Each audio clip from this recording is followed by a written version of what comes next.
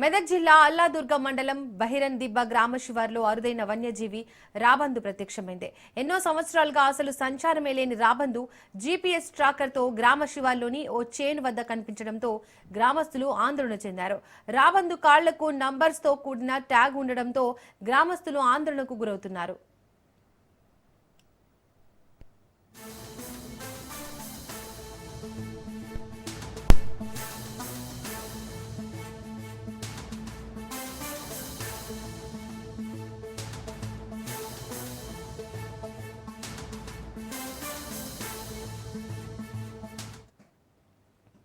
గ్రామస్తులు forest officer కి సమాచారం ఇవ్వడంతో గ్రామానికి వచ్చిన ఏపార్ఓ వికాస్ రాబందు ఉన్న ప్రదేశాన్ని పరిశీలించి వివరాలు అడిగి తెలుసుకున్నారు. దేశంలో రాబందువులు అంతరించిపోవడంతో వాటిని కాపాడేందుకు మహారాష్ట్ర ప్రభుత్వం జీపీఎస్ ను వాటి కాళ్లకు ట్యాగ్స్ అతికించి వాటిని వదిలేశారు. ఏదేమైనా అరుదైన పక్షిని చూసి జనాలు అవాక్కయ్యారు.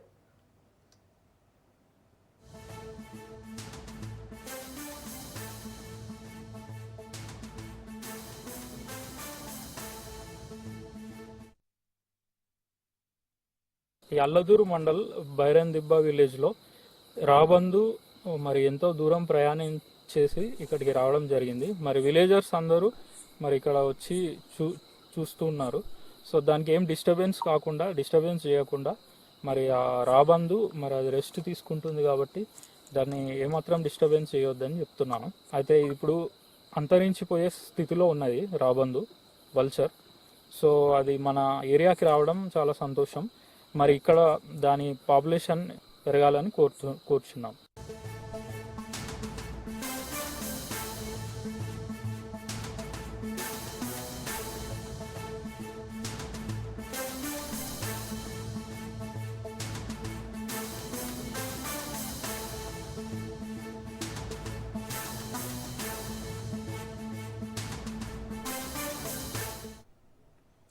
నేడు తెలంగాణ కేబినెట్ సమావేశం జరగనుంది. మేడారంలో తెలంగాణ మంత్రివర్గం భేటీ కానుంది.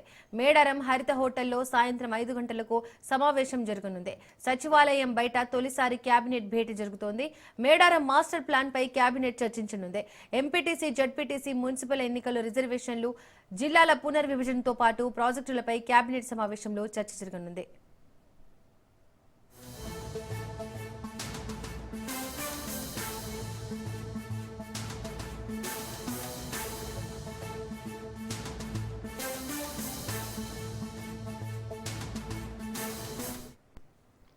రైట్, ఇదే అంశానికి సంబంధించి మరింత సమాచారాన్ని మా ప్రతినిధి చంద్రశేఖర్ అందిస్తారు. చంద్రశేఖర్, నేడు తెలంగాణ కేబినెట్ సమావేశం జరగనుంది. మేడారంలో దీనికి సంబంధించి డీటెయిల్స్ ఏంటి? దీపిక, మేడారంలో ఈ రోజు రేపు ముఖ్యమంత్రి పంచతో పాటు రాష్ట్ర అధికారులంతా కూడా మేడారంలో ఉండనున్నారు. ఈ నేపథ్యంలో ఈ రోజు సాయంత్రం 4:55 వరకు హెలిప్యాడ్ ద్వారా మేడారం చేరుకుంటారు ముఖ్యమంత్రి. అక్కడి నుంచి 5 నుంచి 6:30 వరకు మేడారంలోని హరిత రిసార్ట్ లో ఇటు తెలంగాణ కేబినెట్ మీటింగ్ ఉంది. ఆ మీటింగ్ లో పలు కీలక నిర్ణయాలు తీసుకోనున్నారు. ఇప్పటికే రాష్ట్ర చరిత్రలోనే ఫస్ట్ టైం హైదరాబాద్ కి దూరంగా దట్టమైన అరణ్యంలో మేడారం సమ్మక్క సారలమ్మ తల్లుల సమక్షంలో తెలంగాణ కేబినెట్ మీటింగ్ పైన నిర్ణయం తీసుకోవడంతో ఇప్పటికే ప్రజల నుంచి చాలా సంతోషం, హర్షాలు వ్యక్తం చేస్తున్నారు. ముఖ్యంగా ఈ రోజు కేబినెట్ లో పలు కీలక నిర్ణయాలు తీసుకున్నారు. కేబినెట్ మీటింగ్ లో ఇప్పటికే ఏదైతే మేడారం మాస్టర్ ప్లాన్ తో 251 కోట్లతో మేడారం అభివృద్ధి, గద్దెల పునర్నిర్మాణంతో పాటు ఇటు ఎంపీటీసీ, జెడ్పీటీసీ, మున్సిపల్ ఎన్నికల్లో రిజర్వేషన్లకు సంబంధించిన కూడా ఇటు రిజర్వేషన్ల పైన ఏ విధంగా ముందుకు వెళ్ళాలి, ఎందుకంటే బీసీ కమిషన్ సూచించిన ప్రకారం ఆ బీసీలకు ఎక్కువ రిజర్వేషన్ కల్పించే విధంగా ఎలాంటి నిర్ణయాలు తీసుకోవాలనే విషయంలో కూడా పలు నిర్ణయాలు తీసుకునే అవకాశం ఉంది. అంతేకాదు ఈ తాగునీటి మన గోదావరి, కృష్ణా నది మిగులు జలాలు పైన కానీ అలాగే ఇప్పుడు ఏపీ ప్రభుత్వంతో సత్సంబంధాలతో ముందుకు వెళ్తూ మిగులు జలాలను వాడుకునే దిశగా ఎలాంటి వాతావరణంలో ముందుకు వెళ్ళాలి అనే పలు అంశాలపైన ఈరోజు తెలంగాణ కేబినెట్ పలు కీలక నిర్ణయాలు తీసుకోవడానికి మేడారాన్ని వేదికగా చేసుకోవటం, సమ్మక్క తల్లుల సమక్షంలో ఈ నిర్ణయం జరగటంతో ప్రభుత్వం తీసుకున్న నిర్ణయాలపైన ప్రజలు చాలా సంతోషాన్ని వ్యక్తం చేస్తున్నారు. అంతేకాదు 6:30కి కేబినెట్ మీటింగ్ తదనంతరం 7 గంటల నుంచి 8 గంటల వరకు అక్కడ మేడారంలో సాంస్కృతిక కార్యక్రమాలు, గిరిజనుల సాంప్రదాయాలు, గిరిజనుల ఆచారాలపైన పలు రకాల సాంస్కృతిక కార్యక్రమాలు కూడా పాల్గొనున్నారు. అంతేకాదు నైట్ మేడారంలోనే మొత్తం బస చేయనున్నారు. తిరిగి రేపు ఉదయం 6:20 మొత్తం ముఖ్యమంత్రితో పాటు మంత్రులు సమ్మక్క సారలమ్మను దర్శించుకొని మొక్కులు చెల్లించుకోవడానికి ఉన్నారు. ఆ మొక్కులు చెల్లించుకున్న అనంతరం ఇప్పటి పలు అభివృద్ధి కార్యక్రమాలు పూర్తయిన వాటిని ప్రారంభోత్సవంలో కూడా ముఖ్యమంత్రితో పాటు మంత్రులు పాల్గొని ప్రారంభోత్సవం అనంతరం మేడారం నుంచి తిరిగి డావోస్ కి వెళ్ళడానికి హైదరాబాద్ కి వెళ్లే విధంగా అయితే అధికారులు ఏర్పాటు చేశారు. ముఖ్యంగా దట్టమైన అటవీ ప్రాంతం కావడం, మేడారంలో కేంద్ర మన తెలంగాణ మంత్రులు మొత్తం కూడా మంత్రివర్గ సమావేశంలో తమ అధికారులు మొత్తం కూడా మేడారం తరలిరానున్న నేపథ్యంలో ఈ రోజు ఆదివారం కావడంతో భక్తులు కూడా భారీగా వచ్చే అవకాశం ఉన్న నేపథ్యంలో మొత్తం పోలీసులు కానీ అధికారులు అన్ని ఏర్పాట్లు చేశారు. ఇక్కడ కూడా ట్రాఫిక్ అంతరాయాలు కలగకుండా రూట్ మ్యాప్ ను కూడా క్లియరెన్స్ చేశారు. ఎవరైతే హన్మకొండ వైపు నుంచి మేడారం వస్తారో వారు పస్సం మీదుగా ఇటు మేడారం చేరుకునే విధంగా, ఇటు మన కొత్తగూడెం ఏటూరు నాగర్ మీద వచ్చే భక్తులకి ఇటు తాడవాయిలోని మేడారం మీదుగా చేరుకునే విధంగా రూట్ మ్యాప్ క్లియర్ చేశారు. అది మొక్కులు చెల్లించిన తర్వాత అందరూ కూడా ఇటు హన్మకొండ వైపు వెళ్లే వాళ్ళందరూ కూడా భూపాలపల్లి మీదుగా వెళ్లే విధంగా రూట్ ని క్లియర్ చేశారు. ఎక్కడ కూడా వచ్చే భక్తులకు ఇబ్బంది కలగకుండా దర్శనాలు చేసుకునే విధంగా. మరోపక్క ఒక అద్భుత ఘట్టమైన మంత్రివర్గ సమావేశం నేపథ్యంలో కూడా ఇటు ఎలాంటి అవాంఛనీయ సంఘటనలు జరగకుండా పూర్తి కట్టుదిట్టమైన భద్రత దృష్ట్యా ఏర్పాటు చేశారు. తెలంగాణ ప్రభుత్వం ఏదైతే మంత్రివర్గ సమావేశానికి ఇక్కడ మేడారంలో నిర్ణయించుకోవాలని తీసుకున్న ఆ నిర్ణయం పైన ఇప్పటికే హర్షాధానాలు వ్యక్తం చేస్తున్న పరిస్థితి ఉంది. Deepika. Right Chandrashekar, thank you.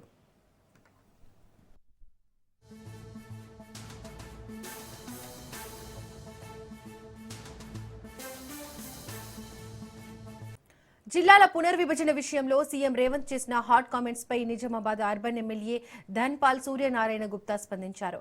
Revanth diversion politics చేస్తున్నారని మండిపడ్డారు. 6 గ్యారంటీలు ఎక్కడా అమలు కావడం లేదని, వాటిని పక్కదారి పట్టించేందుకే సీఎం కొత్త నినాదం ఎంచుకున్నారని విమర్శించారు. ఇప్పుడు జిల్లాల పునర్విభజన గుర్తుకొచ్చిందా అని అంటున్న అర్బన్ ఎమ్మెల్యే ధన్పాల్ సూర్యనారాయణ గుప్తాతో మా నిజామాబాద్ ప్రతినిధి నవీన్ ఫేస్ టు ఫేస్. తెలంగాణలో జిల్లాల పునర్విభజన చేస్తామని చెప్పి సీఎం రేవంత్ రెడ్డి కొత్త నినాదం చేశారు. అయితే నిన్న గెజిటెడ్ ఉద్యోగుల డైరీ ఆవిష్కరణలో సీఎం రేవంత్ రెడ్డి ఈ మాట మాట్లాడారు. దీనిపై బీజేపీ నాయకులు ఏమన్నారో తెలుసుకునే ప్రయత్నం చేద్దాం. మనతో మాట్లాడడానికి నిజామాబాద్ అర్బన్ ఎమ్మెల్యే ధన్పాల్ సూర్యనారాయణ గారు వీరు అడిగి మరియు తెలుసుకుంది. చెప్పండి, గతంలో రాష్ట్ర ప్రభుత్వం బీఆర్ఎస్ ప్రభుత్వం శాస్త్రీయంగా జిల్లాను ఏర్పాటు చేయలేదు, దాన్ని పూర్తిగా మారుస్తామని చెప్పి చెప్తున్నారు. ఎలా చూస్తున్నది? దొందే అసెంబ్లీలో మేము చూస్తాం. వీళ్ళిద్దరు కూడా నేను కొట్టినట్టు చేస్తా, నువ్వు ఏడ్చినట్టు చెయ్యు. ఈ కాంగ్రెస్ కానీ గత బీఆర్ఎస్ ప్రభుత్వం కానీ అవినీతిలో భారతదేశంలోనే #1 బీఆర్ఎస్ ప్రభుత్వం అంత అవినీతి చేసింది. అంతకు మించి మేము 6 గ్యారెంటీలు అమలు చేయలే, 420 హామీలు ఏమి ఇవ్వలేకపోతున్నామో. రాబోయే రోజులలో మా ప్రభుత్వం ఎట్లా రాదని తెలిసిపోయింది వాళ్ళకు, కాంగ్రెస్ వాళ్ళకు.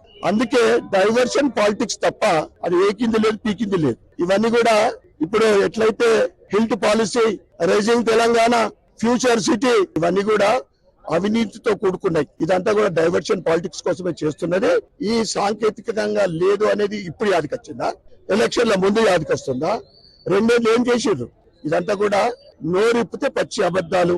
న్యాయం ధర్మం లేదు వీళ్ళ దగ్గర. ఇద్దరు కూడా తోడు దొంగలే. అందుకే ప్రజలందరూ కూడా, ప్రజల గుండెల్లో ఉంది కమలం. రాబోయే రోజులు ఎప్పుడెప్పుడు ఎలక్షన్స్ వస్తాయని ఇన్నూరుతో పాటు తెలంగాణ ప్రజలు ఎదురు చూస్తా ఉన్నారు కమలాన్ని గెలిపిపోయడానికి. ఇప్పుడు కేసీఆర్ కూడా కేవలం మన రాజకీయ ప్రజల కోసమే కొత్త జిల్లాలను ఏర్పాటు చేశారు, తాము పూర్తిగా మారుస్తామని చెప్తున్నారు కదా. బీజేపీ ఎంత సపోర్ట్ ఇస్తుంది? అప్పుడే ఎందుకు అబ్జెక్ట్ చేయలేదు? జిల్లాలు ఇప్పుడు 5 సంవత్సరాల క్రితం చేశారు కదా, 7-8 ఏళ్ళు సంవత్సరాలు. అప్పటి నుంచి ఎక్కడైనా ఆబ్జెక్ట్ చేసినావా? ఎలక్షన్ ప్రచారంలో నువ్వు ఈ పాయింట్ అవుట్ లో చేసినావా? నీ స్వార్థం కోసం ఇప్పుడు చేస్తా ఉన్నావు. ఎలక్షన్లు అనేక చోట్ల మున్సిపల్లో గుర్తు లేకుండా సర్పంచులు, అలాగే 70% వస్తే 53% చిటికీల పడ్డారు. అధికార పార్టీ ఉండి భారతీయ జనతా పార్టీ సర్పంచులు మినిమం 20 టైమ్స్ పెరిగింది సంఖ్య. ఈ ఎదుగుదలను చూడలేక డైవర్స్ పాలిటిక్స్ చేస్తున్నారు తప్ప సాంకేతిక లోపాలు ఉన్నాయనుకుంటే ఇప్పటిదాకా మీరు ఏం చేసిందని అడుగుతా ఉన్నా. ఇప్పుడు ఎందుకు యాదికి వచ్చింది? ఈ గ్యారంటీలు మర్చిపోవటానికో మీరు ఇచ్చిన కొత్త హామీలు మర్చిపోవడానికి చేస్తున్నారు తప్ప అదంతా కూడా మేము యాక్సెప్ట్ చేస్తా ఉన్నాం. 33 జిల్లాలు హాయిగా నడుస్తా ఉన్నాయి, నడవండి అంతే. మీ అప్లై కూడా తీసుకుంటామని చెప్పి కూడా చెప్పారు. Yes, yes, మా రాష్ట్ర అధ్యక్షుడు గారు, ఎందుకంటే ఆఫీస్ బేరర్స్ ఉన్నారు, వాళ్ళంతా కిషన్ రెడ్డి గారు ఉన్నారు, బండి సంజయ్ గారు ఉన్నారు, వాళ్ళది డిసిషన్ ఫైనల్ ఉంటుంది, వాళ్ళని మేము ఫాలో అవుతాం. ప్రధానంగా ఒకటే చెప్తున్నారు, గత ఎన్ని సంవత్సరాలు అవుతుంది ఎన్నోకి ఇప్పుడు గుర్తుకొచ్చేది కొత్త జిల్లాలు ఉండాలని చెప్పి పూర్తిగా దానికి తాము మద్దతు ఇస్తున్నామని చెప్పి కేవలం ఇచ్చిన 6 గ్యారెంటీలను అమలు చేయకపోవడం వల్లనే కొత్త డైవర్షన్ పాలసీస్ కూడా ప్రారంభించారని చెప్పి కూడా ఇటు ఎమ్మెల్యే ధన్పాల్ సూర్యనాథ్ గుప్తా చెప్తున్న పరిస్థితి మొత్తం ఉందని చెప్పవచ్చు. ఏమన్నా శ్రీజాతో నవీన్ రాజ్ న్యూస్, నిజామాబాద్.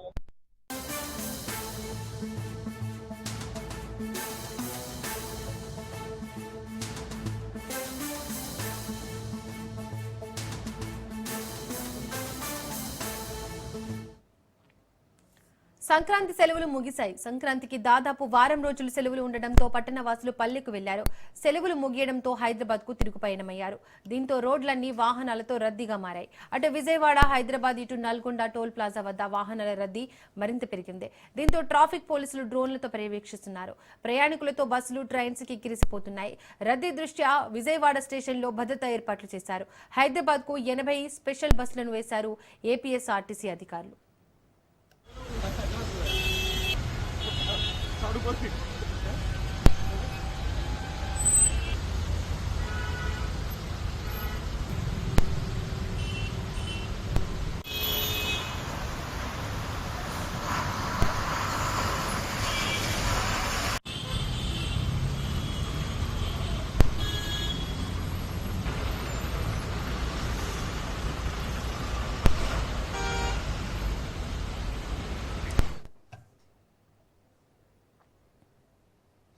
సంక్రాంతి సెలవులు ముగిశాయి. సంక్రాంతికి దాదాపు వారం రోజులు సెలవులు ఉండడంతో పట్టణవాసులు పల్లెకు వెళ్లారు. సెలవులు ముగియడంతో హైదరాబాద్ కు తిరుగు పయనమయ్యారు.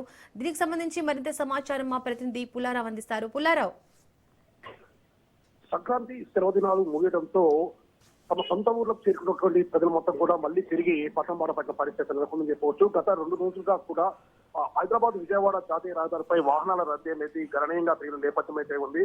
సో ఈ రోజు మాత్రము ఆ యొక్క వాహనాల రద్దీ అనేది పూర్తిస్థాయిలో తగ్గుముఖం పట్టిందని చెప్పవచ్చు. నిన్న రాత్రి వరకే వాహనాలన్నీ వెళ్ళిపోయాయని చెప్పి కూడా అధికారులు ప్రకటించారు. అదేవిధంగా టోల్ ప్లాజా సిబ్బంది కూడా నేపథ్యం. నేను ఒక రోజే దాదాపు 1,50,000 వెహికల్స్ హైదరాబాద్ వెళ్ళాయని చెప్పేసి కూడా భావించారు. ఎప్పుడైతే విజయవాడ నుండి హైదరాబాద్ ప్రాంతానికి బయలుదేరారో వాహనాల రద్దీ ఎక్కువగా ఉందని చెప్పి వాల్చినటువంటి పోలీసు యంత్రాంగము పూర్తి స్థాయిలో దానికి అవసరమైన చర్యలు చేపట్టిన నేపథ్యం అయితే ఉంది. విజయవాడ నుండి హైదరాబాద్ వెళ్లే మార్గానికి సంబంధించి వాహనాల రద్దీ ఎక్కువగా ఉండడం వరకు చిట్యాల, అదేవిధంగా పెద్ద కాపర్తి, చౌటుప్పల ప్రాంతంలో పూర్తి స్థాయిలో వాహనాలు నిలిచిపోయిన నేపథ్యం అయితే ఉంది. ట్రాఫిక్ జామ్ విపరీతంగా పెరిగిపోయిన నేపథ్యంలో ఆ ట్రాఫిక్ మొత్తం కూడా దారి మళ్లించిన పరిస్థితి నెలకొంది. ముఖ్యంగా విజయవాడ నుండి బయటకెళ్ళిన తర్వాత కోదాడ నుండి ట్రాఫిక్ ని మళ్లించడం జరిగింది. కోదాడ నుండి హుజూర్నగర్, మిర్యాల కూడా నల్గొండ మీదుగా కూడా పంపించిన పరిస్థితి నెలకొంది. ఇదే సమయంలో చాలా వాహనాలను కూడా మిర్యాలగూడ నుండి వచ్చిన తర్వాత మిర్యాలగూడ నుండి మళ్ళీ దేవరకొండ వైపు అంటే మల్లేపల్లి మార్గం వైపు మళ్లించారు. మల్లేపల్లి నుండి హైదరాబాద్ పంపిస్తున్న నేపథ్యం రాత్రి వరకు కూడా కనబడింది. ఎక్కువ శాతం పెద్ద సంఖ్య వాహనాలు వస్తున్న వరకు ఎక్కడైతే రద్దీ ఉంది, ఎక్కడైతే వాహనాలు నిలిచిపోయాయి అని చెప్పి భావించదో వెంటనే అక్కడి నుంచి ట్రాఫిక్ ను మళ్లించే విధంగా పోలీసు చర్యలు చేపట్టడంలో మాత్రము కొత్త వాహనదారులు మాత్రం ఇబ్బంది పడాలని చెప్పవచ్చు. ఎందుకంటే కొత్త రూట్లలో వాళ్ళు ప్రయాణించవలసిన పరిస్థితి నెలకొంది. ఎప్పుడైతే విజయవాడ నుండి హైదరాబాద్ అంటే జాతీయ రహదారిపై వెళ్లే వాహనాలకు సంబంధించి ఎప్పుడైతే ట్రాఫిక్ డైవర్షన్ చేశారో ఆ సమయంలో కొంత ఇబ్బందికి గురైన పరిస్థితి ఉంది. సో ఈ రోడ్లని కూడా కొంచెం ఇరుకైన రోడ్లు కావడంతో మాత్రం వాహనాలు మాత్రం నిదానంగా వెళ్ళిన పరిస్థితి ఉంది. నిన్న అర్ధరాత్రి వరకు దాదాపు 1,50,000 వాహనాలు వెళ్ళినట్టుగా కూడా అధికారులు గుర్తించిన పరిస్థితి ఉంది. ఈ రోజు అమావాస్య కావడంతో మాత్రము పెద్ద సంఖ్యలో ప్రజలు మాత్రం నిన్న రాత్రి వరకే వాళ్ళ యొక్క ప్రయాణాన్ని కొనసాగించిన పరిస్థితి ఉందని చెప్పవచ్చు. ఈ రోజు ఉదయం వాహనాల రద్దీ అధికంగా ఉంటుందని భావించినప్పటికీ వెళ్లాల్సిన వాహనాలు మొత్తం ముందుగా వెళ్ళేసరికి ఈ రోజు ఉదయం మొత్తం హైదరాబాద్ విజయవాడ జాతీయ రహదారి మాత్రం సాధారణ స్థితి నెలకొందని చెప్పవచ్చు. టోల్ ప్లాజా వద్ద కూడా సాధారణ స్థితిలోనే వాహనాలు వెళ్తున్న పరిస్థితి కనబడింది. ఈ రోజు అంటే ఒకవేళ సాయంకాలం పూట బయలుదేరే వాళ్ళు ఉన్నారు కాబట్టి వాళ్ళ సంఖ్య కూడా చాలా తక్కువగా ఉంటుందని కూడా అధికారులు భావిస్తున్నారు. ఎందుకంటే చేరవలసిన ప్రయాణికులు మాక్సిమం నిన్న నైటే చేరుకున్నారని చెప్పి కూడా అధికారులు భావిస్తున్న పరిస్థితి ఉంది. ఎక్కడైతే ట్రాఫిక్ జామ్స్ అవుతున్నాయో ఆ ప్రదేశాల వద్ద కట్టుదిట్టమైనటువంటి చర్యలు తీసుకోవడం మాత్రము వాహనదారులు మాత్రము కొంత ఇబ్బందులకైతే గురయ్యారు. కాకపోతే క్షేమంగా వాళ్ళు గమ్యస్థానానికి చేరుకోవడం మాత్రం అధికార యంత్రం మాత్రం ఈ విషయంలో శ్రమించని చెప్పవచ్చు. ఇప్పుడు ప్రజెంట్ గా చూస్తే మాత్రము 19 టోల్ ప్లాజా వద్ద ఉన్నటువంటి 16 టోల్ గేట్లకు గాను 9 గేట్లను హైదరాబాద్ మార్పించారు. మిగతా 7 గేట్లను మాత్రమే విజయవాడ వైపు ఉంచిన పరిస్థితి ఉంది. సో వాహనదార రద్దీ దృష్ట్యా అధికారులు చేపట్టిన చర్యలు మాత్రం సత్ఫలితాలు ఇచ్చాయని కూడా చెప్పవచ్చు. ప్రజెంట్ గా చూస్తే మాత్రం హైదరాబాద్ విజయవాడ జాతీయ రహదారిపై వాహనాల రద్దీ అనేది చాలా సాధారణ స్థితిలో ఉందని చెప్పవచ్చు. ఇక్కడ రైట్ పుల్లారావు, థ్యాంక్ యూ.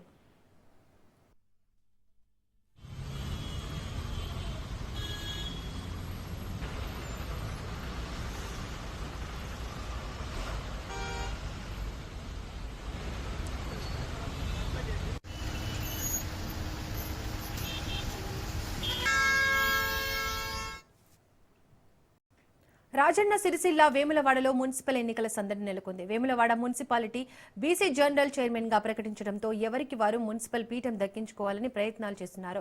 గతంలో బీఆర్ఎస్ బీజేపీ పార్టీలు మున్సిపాలిటీపై జెండా ఎగురవేశారు. ఈసారి ఎలాగైనా మున్సిపాలిటీపై జెండా ఎగురవేయాలని కాంగ్రెస్ ప్రయత్నిస్తోంది. వేములవాడ మున్సిపల్ పరిధిలో 28 వార్డులు ఉండగా మొత్తం 40,877 మంది ఓటర్లలో 19,580 మంది పురుషులు, 21,279 మంది మహిళలు, 18 మంది ఇతరులు ఉన్నారు.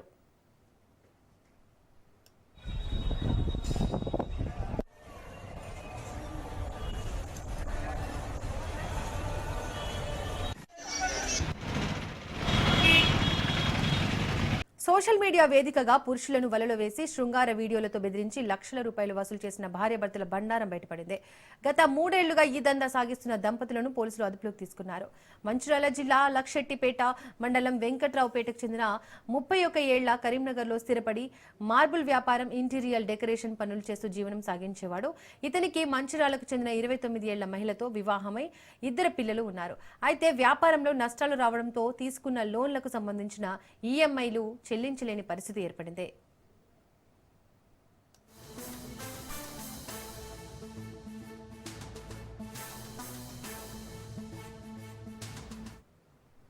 ఈ క్రమంలో సులభంగా డబ్బులు సంపాదించాలనే దురాశతో భార్యాభర్తలు కలిసి అక్రమ మార్గాన్ని ఎంచుకున్నారు. సోషల్ మీడియా ద్వారా ఆకర్షణీయంగా పోస్టులు పెట్టి పురుషులను ఆకర్షించడం ప్రారంభించారు. వ్యాపారులు, యువకులు వారి వలలో పడగానే మహిళ వారిని తన అపార్ట్మెంట్కు పిలిచి సన్నిహితంగా మెలికేది. అదే సమయంలో భర్త రహస్యంగా వీడియోలు, ఫోటోలు తీసేవాడు. తర్వాత బాధితులకు ఫోన్ చేసి వీడియోలను కుటుంబ సభ్యులకు, సన్నిహితులకు, స్నేహితులకు పంపిస్తామంటూ బెదిరిస్తూ డబ్బులు డిమాండ్ చేసేవారు. భయపడిన పలువురు వారి ఖాతాల్లోకి డబ్బులు జమ చేశారు. ఇలా 3 ఏళ్లలో సుమారు 100 మందికి పైగా పురుషుల నుంచి లక్షల రూపాయలు దండుకున్నారు. పోలీసుల దర్యాప్తులో వెల్లడైంది.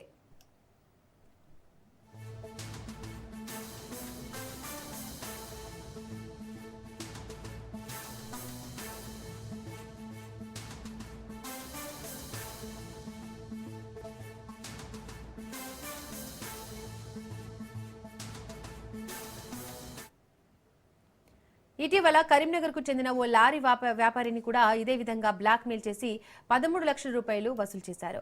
మరోసారి 5 లక్షలు కావాలంటూ బెదిరించడంతో బాధితుడు పోలీసులకు ఫిర్యాదు చేశాడు. ఫిర్యాదు ఆధారంగా కేసు నమోదు చేసిన పోలీసులు విచారణ చేపట్టి దంపతులను అదుపులోకి తీసుకున్నారు. వారి నుండి మొబైల్ ఫోన్లు, వీడియోలు, ఇతర ఆధారాలను స్వాధీనం చేసుకుని విచారణ కొనసాగిస్తున్నారు. ఈ ఘటన జిల్లాలో కలకలం రేపింది. సామాజిక మాధ్యమాల ద్వారా పరిచయమయ్యే వ్యక్తుల పట్ల అప్రమత్తంగా ఉండాలని, అనుమానాస్పదంగా వ్యవహరించే వారిపై వెంటనే పోలీసులకు సమాచారం ఇవ్వాలని అధికారులు సూచిస్తున్నారు.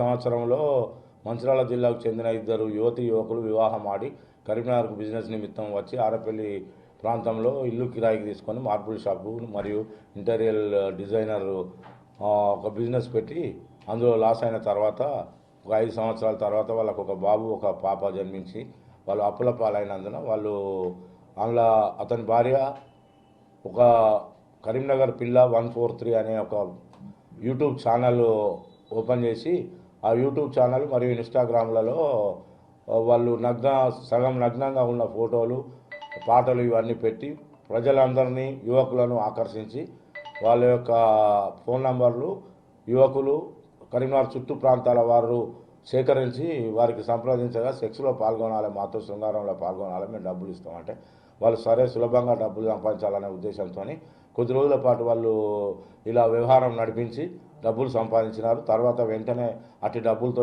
ఆరపల్లిలో సాయి నివాస్ అపార్ట్మెంట్లో ఒక 3 బెడ్రూమ్ ఇల్లు తీసుకొని మరి ఒక విలువైన కారు కూడా కొనుక్కొని వాళ్ళు జలసాలు చేసుకుంటూ ఈ విధంగా జనాలను మభ్యపెడుతూ ఇళ్లకు పిలిపించి సెక్స్లో పాల్గొనేటట్టు చేసి డబ్బులు తీసుకుంటూ మరియు ఇతని భార్య సెక్స్లో పాల్గొంటుండగా ఆ గదిలో తన భర్త వీడియో కెమెరా అమర్చి ఆ కెమెరాకు తన ఫోన్లోకి అటాచ్మెంట్ చేసి ఆ ఫోన్లో వాళ్ళు నగ్నంగా పాల్గొన్న కొత్త దృశ్యాలన్నీ ఆ వీడియోలో ఆయన వీడియో ద్వారా తన సెల్ ఫోన్లో బంధించి వాటిని ఈ వచ్చిపోయే వాళ్ళంటే దాదాపు వాళ్ళు యూట్యూబ్ ఛానల్ ఈ ఇన్స్టాగ్రామ్లో వాళ్ళకు 1250 మంది సుమారు వాళ్ళకు టచ్లో ఫాలో అప్లో ఉన్నారు. నెల్లూరు జిల్లా దగదుర్తిలోని మెడికల్ షాప్లో కొందరు యువకులు మందులు లేవని చెప్పడంతో దుకాణాన్ని ధ్వంసం చేశారు. దీంతో 3 అనుమానితులను పోలీసులు అదుపులోకి తీసుకున్నారు. సీసీటీవీ ఫుటేజ్ ద్వారా అనుమానితులను అదుపులోకి తీసుకున్నారు. అనంతరం దగదుర్తిలో పరిస్థితిని కావలి స్పెషల్ బ్రాంచ్ డీఎస్పీలు స్వయంగా సమీక్షించారు.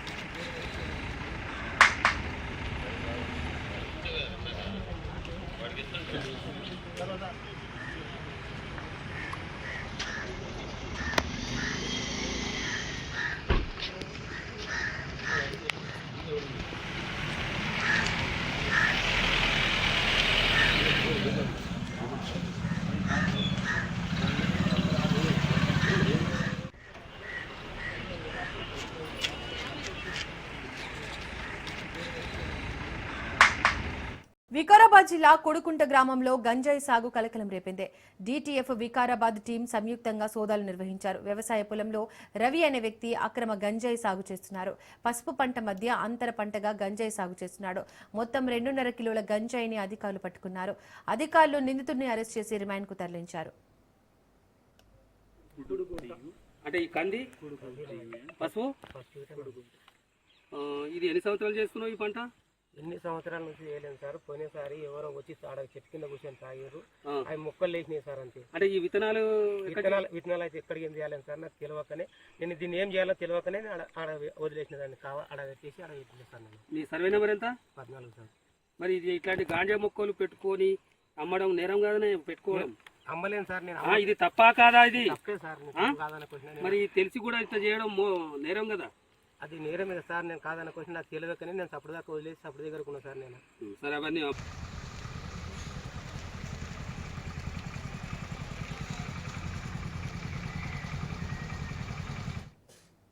నాగ్పూర్లో జరిగే ఇండియా న్యూజిలాండ్ జట్ల మధ్య జరిగే మొదటి T20 మ్యాచ్ కి అబ్జర్వర్ గా విజయవాడ వాసి రవీంద్ర చౌదరి నియమితులయ్యారు. ఈ నెల 21న నాగ్పూర్ వేదికగా T20 మ్యాచ్లు జరగనున్నాయి. బీసీసీఐ అబ్జర్వర్ గా ఎన్నికైన Krishna district cricket association secretary రవీంద్రకు ఆంధ్ర క్రికెట్ అసోసియేషన్ అభినందనలు తెలిపింది. గత 40 సంవత్సరాలుగా క్రికెట్ కి అందిస్తున్న సేవలకు తగిన గుర్తింపు లభించిందని క్రికెట్ అభిమానులు, క్రికెట్ సంఘాలు హర్షం వ్యక్తం చేస్తున్నాయి.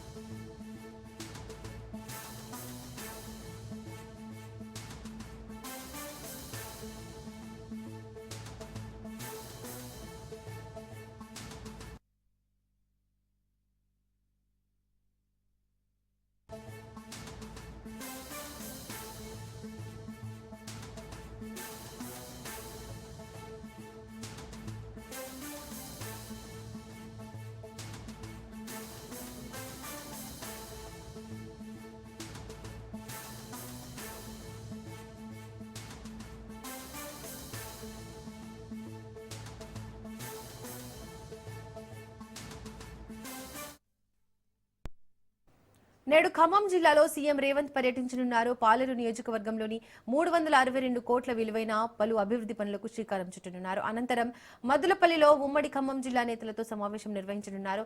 మున్సిపల్ ఎన్నికలపై దిశానిర్దేశం చేయనున్నారు. సీఎం టూర్ కు సంబంధించి మరిన్ని వివరాలు మా ప్రతినిధి ఉపేంద్ర అందిస్తారు.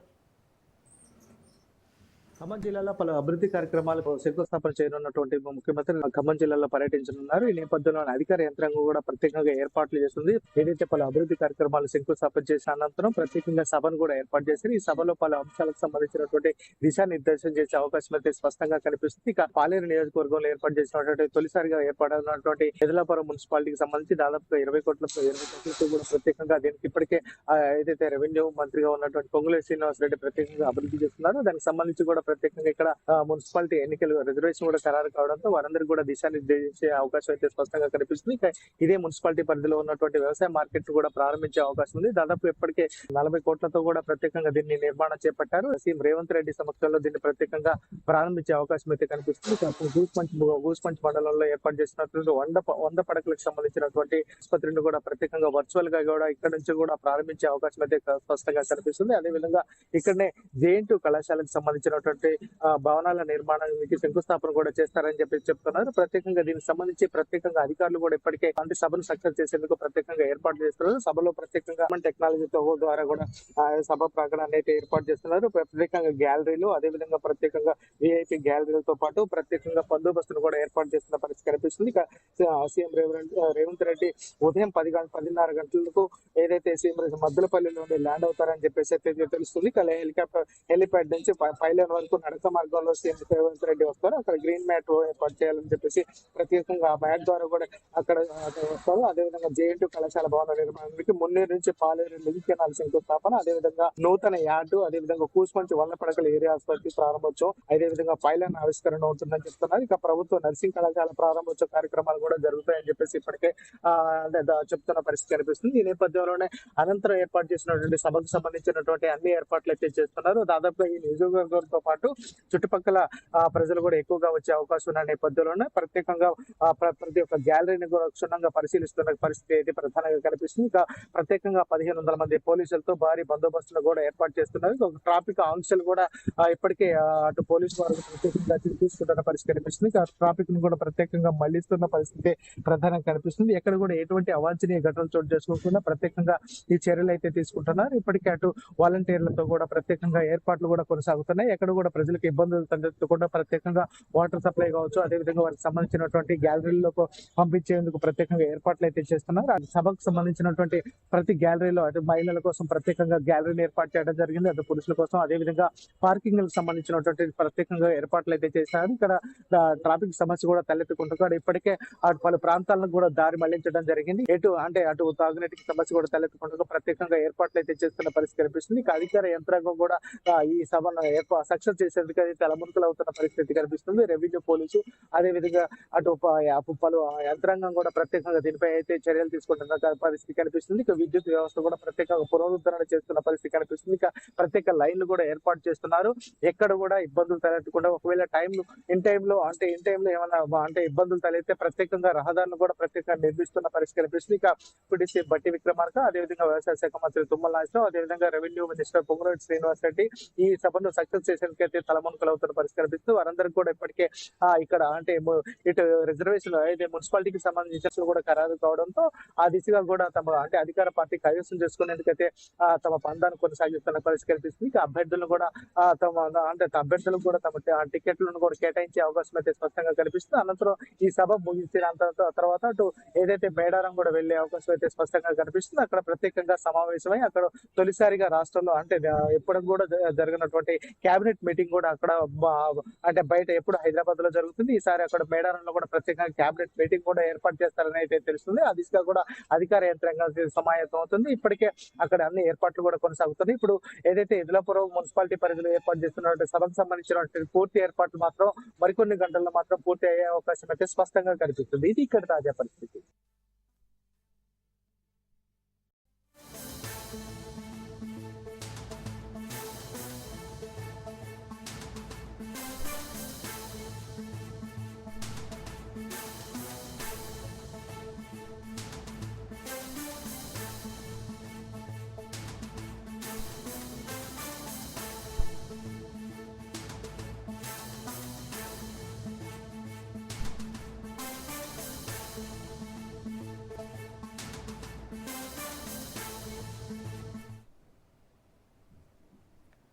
బంగ్లాదేశ్లో మైనారిటీల లక్ష్యంగా దాడులు కొనసాగుతున్నాయి. మరో హిందువును అక్కడి వ్యక్తి కారుతో ఢీకొట్టి హత్య చేసినట్లు తెలుస్తోంది. రాజ్బరీలోని కరీం ఫిల్లింగ్ స్టేషన్లో రిపోన్ సాహా పనిచేస్తున్నాడు. బంగ్లాదేశ్ నేషనలిస్ట్ పార్టీ రాజ్బరీ జిల్లా యూనిట్ మాజీ కోశాధికారి అబుల్ హషేమ్ పెట్రోల్ కోసం వచ్చాడు. పెట్రోల్ కొట్టించుకున్నాక డబ్బులు ఇవ్వకుండా వెళ్లడానికి ప్రయత్నించడంతో రిపోన్ అతడిని ఆపడానికి ప్రయత్నించాడు. ఇంధనానికి అయిన డబ్బు చెల్లించాలని అడగడంతో ఆగ్రహానికి గురైన హషేమ్ కారుతో రిపోన్ పైకి దూసుకెళ్లాడు. కారు తన పైనుంచి వెళ్లడంతో తీవ్ర గాయాల పాలైన రిపోన్ అక్కడికక్కడే ప్రాణాలు కోల్పోయాడు.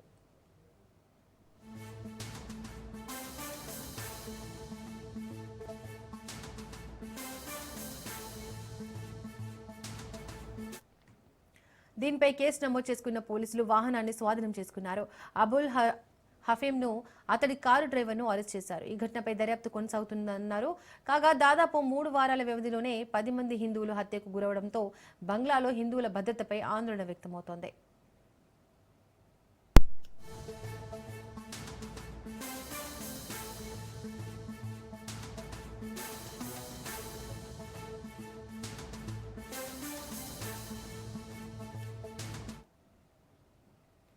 బంగ్లాదేశ్లో మైనారిటీల లక్ష్యంగా దాడులు కొనసాగుతున్నాయి. మరో హిందువును అక్కడి వ్యక్తి కారుతో ఢీకొట్టి హత్య చేసినట్టు తెలుస్తోంది.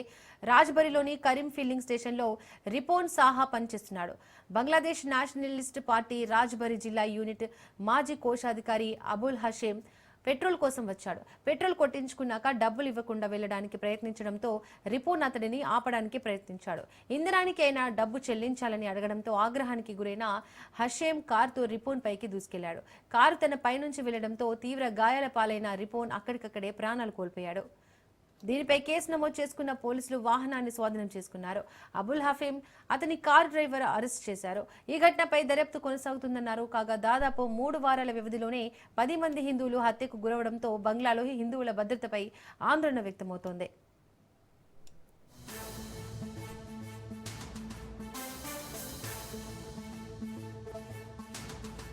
నేడు భారత్ న్యూజిలాండ్ మధ్య 3వ వన్డే మ్యాచ్ జరగనుంది. ఇండోర్ వేదికగా వన్డే సిరీస్ డిసైడర్ మ్యాచ్ జరగనుంది.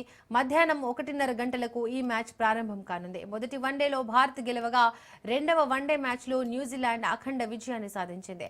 అయితే ఈ మ్యాచ్లో భారత్ కీలక మార్పుతో బరిలోకి ఛాన్స్ ఉన్నట్లు తెలుస్తోంది.